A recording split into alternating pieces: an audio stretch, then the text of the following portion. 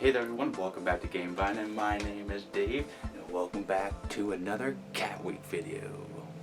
Now, this Cat Week video is different. It's a top 5 list for tips for new cat owners.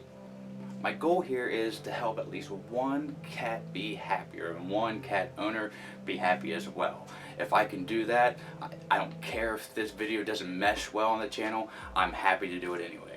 So basically, I'm just going to give my experience and my tips that have gotten me this far in about what?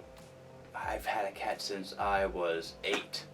So 24 years, that's a long time. So I think I know a little bit about cats. Number 5 tip is, it's going to sound a little lame, but it's important. Regular vet visits. If anything seems out of the ordinary, if the cat's crying or if they're starting to pee out of the box a lot, or if there's any kind of like blood or anything that is abnormal, not just like everyday hairballs or anything like that, something that just seems abnormal, you should definitely go to the vet. And I would say at least go to the vet twice a year to get a checkup, just to be sure. And that's number 5, important but not the number 1 tip I can give you. Let's go to number 4. Number 4 is important to keep your furniture safe. Multiple scratch posts everywhere and in places where they like to scratch. If you have a chair where you don't want them scratching and they've been known to do so, well, give them an alternative, something close. When you take something away, when you say no, you have to say yes to something else, especially with cats, because that's unfortunately the language that they speak the best. They don't speak English, so we have to give them other options, and having multiple scratch posts in an area is really nice, especially if you have multiple levels. You want to have multiple levels of scratch posts. So that's my number 4. Now let's get to number 3. Now number 3 is very important, to use a towel when you are cutting the nails of your cat, and preferably with a partner, because it's so much easier if you have 2 people to cut nails. One person to hold and maneuver and the other person to cut. It's very important because you could hurt your cat by cutting their nails and hitting that and nicking that vein. Though it may happen and you might nick it a little bit, it's not the end of the world. So if it does happen, just kind of remain calm. I had to do that myself. But having a partner, having a towel with the more rambunctious cats, some cats like our Siren and Spaz, we can just cut their nails, but the cats like Miko sometimes, and definitely Taz, we need a towel. So have a partner, have a towel on hand when you're cutting the nails. Alright, let's get on to number 2. Alright, so this is important if you have multiple cats especially, but it also applies to people who just have cats, or just one cat. It's multiple levels and multiple routes to escape.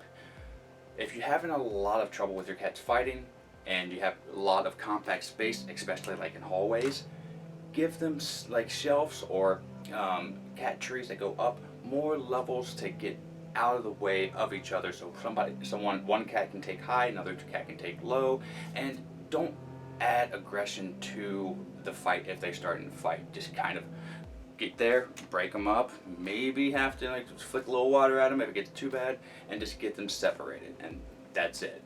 But the main thing to try to help cats get along is to give them their own space and their own identity by doing just that.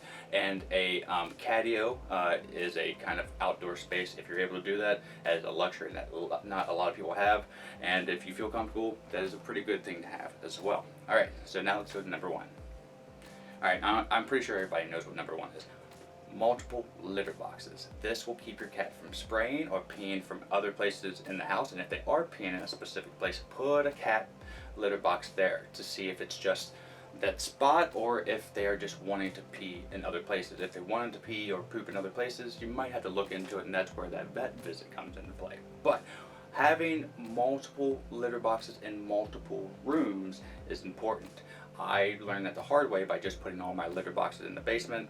I had like 12 of them. Like, why are these cats still peeing on my rug? Because they don't want to go all the way down to the basement. I started to put cat boxes in the lower studio, and they still were peeing up on the higher level. So I'm like, okay, well, I'm gonna start moving more cat boxes. So I gave in, and I started putting two litter boxes in every room ish. Like, we got 2 in the dining room, we got 2 in the 3rd level, we got 2 in the studio, we got 4 in the basement.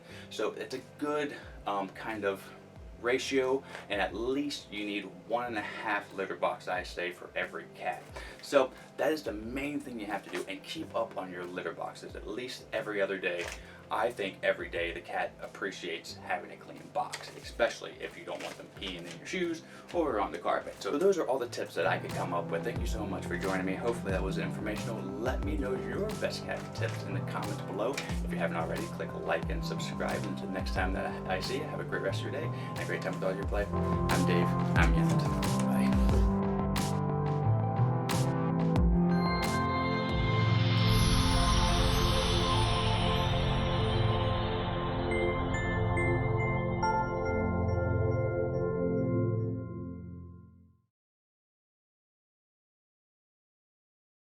Miko, it's time to go.